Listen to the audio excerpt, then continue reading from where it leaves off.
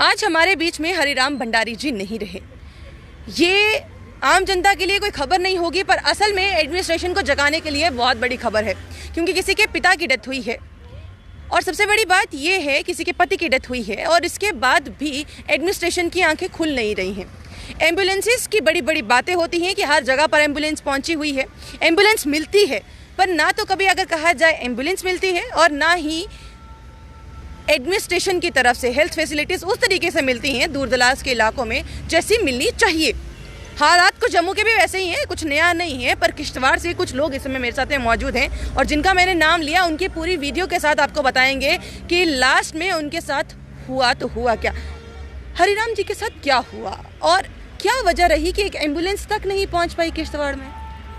Ma'am, ये सबसे पहले मैं धन्यवाद अदा करना चाहता हूँ आपके मीडिया का, जो आपने हमारा साथ दिया। ये एक हरिराम जी की बात नहीं है, ऐसी काफ़ी सारी डेथ्स हमारे इलाके में हो चुकी है। 16 तारीख की रात को जब उनकी तबीयत ख़राब हो गई तो सुबह कोशिश की गई उन्हें हॉस्पिटल लेके कहीं ट्रीटमेंट के लिए। जब उनकी हालत वहाँ पे ज़्यादा नाजुक हो गई तो उसके बाद में फिर एडमिनिस्ट्रेशन से अपील की गई हेली सर्विसेज के लिए, एयर एम्बुलेंस के लिए। हम इससे पहले भी कई बार गुहार लगा चुके हैं एडमिनिस्ट्रेशन से, लेकिन अफसोस इस बात का कि कोई सुनवाई नहीं है। उसके बाद 4-5 घंटे उनको कंधे पे उठा के ले गया किश्तवाड़ से आगे, फिर बटोत पहुंचते पहुंचते उनकी डेथ हो गई सर। ये जनवरी के महीने का तीसरा इंसिडेंट है सर। इससे पहले एक लेडीज़ की गायनिक प्रॉब्लम थी, उन्हें उठाया गया, वहाँ से 4-5 घंटे वेट किया गया। मैं आपको, मेरे पास वीडियो मौजूद है, मैं आपको इसे वीडियो दिखा देता हूँ। आप देख सकते हैं कितनी बर्फ़ है, बर्फ़ के दौरान कंधे पे उठा के लोग इन्हें लेके जा रहे हैं। ये काफ़ी लंबा सफ़र करना पड़ता है हमारे लोगों को बर्फ़ में चल के। तो मैं कहता हूँ एडमिनिस्ट्रेशन को चाहिए था, स्नोबाउंड एरिया है, रिमोट एरिया है, पहले ही अरेंजमेंट करना। हमने लास्ट ईयर भी ये काफ़ी सारी गुजारिश की कि एटलीस्ट एक एयर एम्बुलेंस इमरजेंसी के लिए। इस चीज़ से आप अंदाज़ा लगा सकते हैं कि इंसान की जान की वैल्यू क्या है। बहुत ही दुख होता है 21वीं सदी के अंदर भी हम इन चीज़ों से, बेसिक हेल्थ सर्विसेज से महरूम हैं। एक गायनेकोलॉजिस्ट हमारे हॉस्पिटल में नहीं है। हॉस्पिटल तो नाम का प्राइमरी हेल्थ सेंटर है। हमारे बीएमओ साहब हैं, उनके खिलाफ हमने कई सारी कंप्लेंट्स की, कई सारे वीडियोस बनाए, लेकिन ना उन्हें ट्रांसफ़र किया जा रहा है, ना उनके ऊपर कोई एक्शन लिया जा रहा है। उल्टा लास्ट 15 अगस्त को डीसी साहब ने उनको अवार्ड दिया गया। ये मुझे समझ नहीं आ रहा कि ये अवार्ड किस खुशी में दिया गया उनको, जब उनकी आंखों के सामने इतनी जाने जा रही है, हमारे लोग इतना सफ़र कर रहे हैं और ऐसे इंसान को आप अवार्ड दे रहे हो, इसके खिलाफ कोई कार्रवाई नहीं कर रहे हो।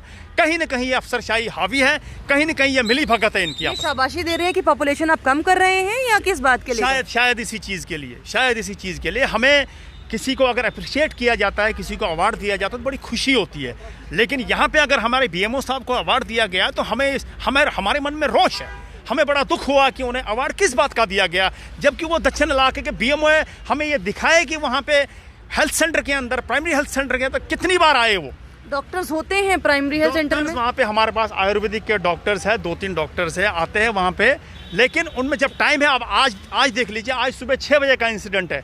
एक नवजात शिशु है, उसकी सांस लेने में तकलीफ हो रही है। उसके माता पिता जब हॉस्पिटल में पहुँचते हैं सुबह 6 बजे, कोई डॉक्टर वहाँ पे मौजूद नहीं है। ये आज का इशू है।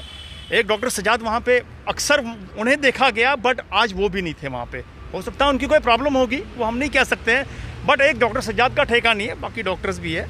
उनको चाहिए था वहाँ पे एटलीस्ट अगर एक गया तो अल्टरनेटिव वहाँ पे दूसरा डॉक्टर होना चाहिए था। तो हेल्थ इशू बहुत ज़्यादा है हमारे इलाके में।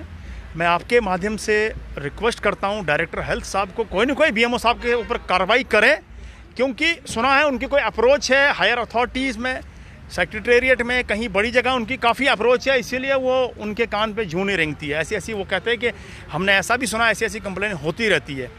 तो एक आम आदमी की, इंसान के साथ में ये खिलवाड़ नाकाबिले बर्दाश्त है। आज काफ़ी सारे लोग यहाँ पे आने के लिए तैयार थे, लेकिन हमने कोविड का हवाला देते हुए हम 2-3 लोग ही यहाँ पे आए हैं। हमने यहाँ पे भी अपनी समझदारी का प्रदर्शन दिया है और हम चाहते हैं कि कोई ना कोई कार्रवाई करे, नहीं तो ये छोटी सी लड़ाई एक मास एजिटेशन का रूप ले लेगी। आम जनता ध्यान दे कि कोविड प्रोटोकॉल्स है, ध्यान देगी, बट कोविड प्रोटोकॉल्स के तहत ही लगता है कि डॉक्टर्स भी ध्यान देते हैं कि इसीलिए काम पे ही नहीं आते हैं, ना जाएंगे ना हम उनको कोविड होगा। जब उनको कोविड नहीं होगा, लोग करते हैं जो करते रहे। हम सबसे ज़्यादा ध्यान देते हैं प्रेग्नेंट महिलाओं का, कि जब प्रेग्नेंट महिला हो 9 महीने जितना ध्यान दिया जा सके उतना ही दिया जाए। वहाँ पर कितना ध्यान दिया जाता है? वहाँ पे प्रेग्नेंट महिला पे अगर बात की जाए, वो सिर्फ अल्लाह को ही पता है कि उनका हालत क्या है। उसको सिर्फ अल्लाह भगवान के पास, बस वो प्रेग्नेंट हो गई, वहाँ वो चीज़ नहीं है। वो क्या बात है जो उसको जो बेसिक चीज़ें मिलनी चाहिए थे वो बिल्कुल नहीं है। उसको अगर उसका टेस्ट वगैरह स्टार्ट में जो टेस्ट किए जाते हैं वो भी हमें किश्तवाड़ आना पड़ता है। कोई कुछ भी नहीं है। मेन रीज़न ये है हमारा बीएमओ 4 साल से वहाँ बैठा है, ट्रांसफ़र क्यों नहीं हो रहा है? इतनी करप्शन उसमें आई है, कहने की बात नहीं। अगर वहाँ पर एनआरएचएम के एम्प्लॉयज़ हैं, वो ड्यूटी क्यों नहीं दे रहे हैं? दैट मीन्स वो उनके साथ मिला हुआ है, वो शायद पैसा ले रहा है। वो अगर 4 साल से एक ही ऑफिसर, बाकियों की ट्रांसफ़रें हो रही है, बेमू की ट्रांसफ़र क्यों नहीं हो रही है? यहाँ पर एवन के हम ही ने, हर बंदे ने उसके खिलाफ शिकायत की। हर बंदे ने ऐसे कहा कि बेमू जो है कोऑपरेटिव नहीं है, बेमू जो है वो अच्छी तरह से जो वहाँ पर हेल्थ सिस्टम है वो अच्छी तरह नहीं चला रहा है, उसको ट्रांसफ़र नहीं किया जा रहा है। वो एक बात एक कान से सुन रहा है, दूसरे कान से छोड़ रहा है। ये मतलब इतना हमें रोना आता है कि खासकर जो हेल्थ के सिस्टम से कितनी जाने गई। मेरी बहन भी उसमें एक बार वो उसी तरह से मर चुकी है। वो प्रेग्नेंट आज से वो थोड़ा 8-9 साल पहले वाक़ा है, प्रेग्नेंट थी। क्या था वहाँ पर, अगर वो सुविधाएं होती वो बच जाती, शायद आज वो हमारे बीच में थी। ऐसी पता नहीं कितनी, और कुछ ऐसी औरतें जिनको हम चारपाइयों पे उठाते थे, उनको किश्तवाड़ के लिए रास्ते में दम तोड़ देती थी। तो वो बच्चे वो हमें सवाल नहीं करेंगे। प्रेग्नेंट लेडीज के तो हमने 9 महीने की बात की, वो जो आखिरी दिन होते हैं जिसमें पता चलता है कि बच्चा आने वाला है, उस समय पे एम्बुलेंस वगैरह कुछ मिलती है? एम्बुलेंस वो बात छोड़ो, दवाई नहीं मिलेगी वहाँ, उसको बेसिक चीज़ें, उसका वो न्यूट्रिशन वो नहीं मिलता है, तो आप एम्बुलेंस की बात छोड़ो। रोड तो नहीं है वहाँ पे, लेकिन बाकी कुछ कोई चीज़ नहीं है। खासकर हेल्थ विभाग बिल्कुल ज़ीरो है हमारे दक्षिण में। एक समय आपके पास आती है 108 नंबर पे कॉल कर 102 नंबर पे कॉल कर कभी एम्बुलेंस पहुंची है आपके पास? मैडम जी, वहाँ पे पहले रोड कनेक्टिविटीज़ नहीं था, अभी रोड का काम शुरू हो रहा है, और वहाँ पे ये जो भी है फ़ोन सिस्टम वहाँ पे नहीं था। अभी हाल ही में अगस्त में ये हम ये अभी कनेक्ट हो गए फ़ोन कनेक्टिविटीज़, लेकिन अभी रोड वो कुछ नहीं है मैडम। जो भी है बड़ी हालत ख़राब है हमारी, वहाँ पे बहुत देखना पड़ता है वहाँ पे मैडम। हम जो कहते हैं कि यहाँ पर 102 नंबर पे कॉल करो एम्बुलेंस आएगा, आपके लिए नहीं? हमारे लिए मैडम वही बेड चारपाई है मैडम, वही हमारे लिए एम्बुलेंस है। हम उसको उठा के जहाँ पे डिस्ट्रिक्ट हॉस्पिटल ले जाते हैं मैडम, उस पर कोई ध्यान नहीं देता है मैडम। बाकी यही चल रहा है। आप लोगों ने अपने डीसी साहब को बताने की कोशिश या दिखाने की कोशिश, भैया देख लो जहाँ पे तो लोग 5G चलाने की कगार पर आ गए, हम तो 4G छोड़िए, हमारे यहाँ तो एम्बुलेंस के कॉल भी नहीं होती। मैडम जी, हमें जो है पिछले 70 साल हो गए हमें आज़ाद हुए, लेकिन हमें एक पार्टी है जो मतलब दबा के रखा है 70 सालों से। अभी हमारी जो हाल ही में बीजेपी सरकार आई वो भी ज़्यादा देर नहीं चली, उन्होंने थोड़ा सा रोड को आगे करवाया, ये कनेक्टिविटीज़ हमें कनेक्ट करवाया। नहीं तो 70 साल जो हमारी बेचारी नेशनल कॉन्फ्रेंस की जो सरकारें थी हमारी, वोट दे के वो कभी आते नहीं थे वहाँ पे। हम उससे वोट लेते थे और वहाँ पे आते नहीं थे, फिर इलेक्शन आता था उस टाइम आते थे, ना रोड था वहाँ पे ना हॉस्टल। अभी हम थोड़ा एक्टिव हो गए तो अभी पता चल रहा है कि क्या है क्या नहीं। रोड की तरफ वो कभी ध्यान ही नहीं देते थे। 70 साल हमें कोई रोड नहीं थी। 2014 के बाद जब हमारे सुनील शर्मा जी आए थे, उसके बाद ही हमारा जो रोड का काम शुरू हो गया और आगे रोड चल रहा है। लेकिन उससे पहले 2014 से कोई काम नहीं रोड का, ना कुछ था ना कोई। अभी यही हम मैडम बहुत परेशान लोग हैं, बहुत दुखी रहते हैं लोग मैडम। मैं वो भी जानना चाहूँगी, दोबारा हीरा जी पे बात करेंगे कि आपने SHO के पास भी गए और आपने कहा कि उनको एयरलिफ्ट किया जाए तो ज़्यादा बढ़िया होगा। एयरलिफ्ट तक पहुंचने के लिए कुछ बात बनी या नहीं बनी?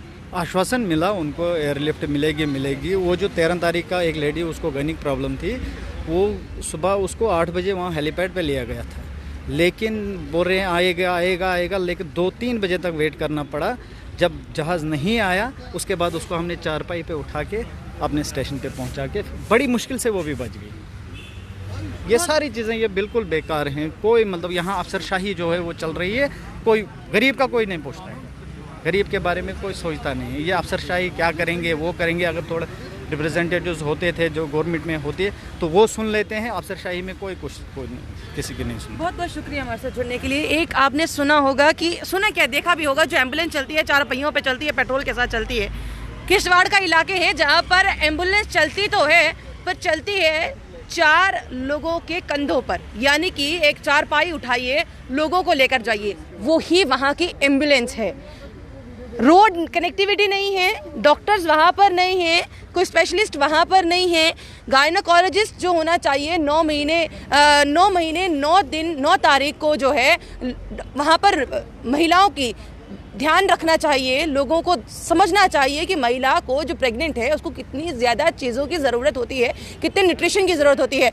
ना ही उन न्यूट्रिशन का ध्यान रखा जा रहा है, ना मेडिसिन का ध्यान रखा जा रहा है। ऐसा सोचा है एक जगह है, छोड़ दिया जैसा है दिखाने के लिए। तो फिर यही कुछ जगह ही होंगी। जब कोई मंत्री आएंगे, बड़े कोई आला अधिकारी लोग आएंगे तो उनको ये दिखा देंगे कि हमारे पास देखिए यहाँ पर कितनी अच्छी फैसिलिटीज़ है, और जहाँ पर फैसिलिटीज़ होनी चाहिए वहाँ पर होती नहीं।